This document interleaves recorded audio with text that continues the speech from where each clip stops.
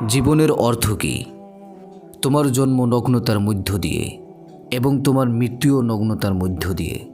তুমি পৃথিবীতে এসেছিলে অত্যন্ত দুর্বল হয়ে, আর যখন আপনি পৃথিবী ছেড়ে চলে যাবেন তখন আপনি অত্যন্ত দুর্বল থাকবেন। যখন পৃথিবীতে এসেছিলে তখন আপনার অর্থ সম্পদ কিছুই ছিল না, আর যখন আপনি পৃথিবী ছেড়ে চলে যাবেন তখনও আপনার অর্থ সম্পদ কিছুই থাকবে না। তোমার প্রথম গোসল তোমাকে অন্য কেউ করিয়েছিল, আর তোমার শেষ গোসলও তোমাকে অন্য কেউ করাবে। এটাই জীবন। হ্যাঁ, এটাই তো জীবন। তাহলে কেন এত মারামারি, সংঘাত, এত হানাহানি? কেন এত শত্রুতা? কেন এত হিংসা, স্বার্থপরতা এবং বেইমানি?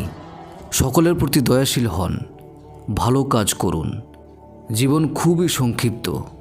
আমরা সকলেই জানি আমাদের সৃষ্টি করা হয়েছে আল্লাহ রব্বুল আলামিনের দাসত্ব করার জন্য এবং আনুগত্য করার জন্য, অর্থাৎ তার হুকুম মেনে চলার জন্য। আমাদের জীবনটা কিছু পর্যায় অতিক্রম করে পাড়ি দিতে হয়। মায়ের গর্ভ থেকে ভূপৃষ্ঠ হওয়ার পর আমরা ছিলাম শিশু। 10-12 বছর বয়সে কিশোরকাল চলে আসে, তারপর যৌবনকাল, সর্বশেষ বৃদ্ধকাল।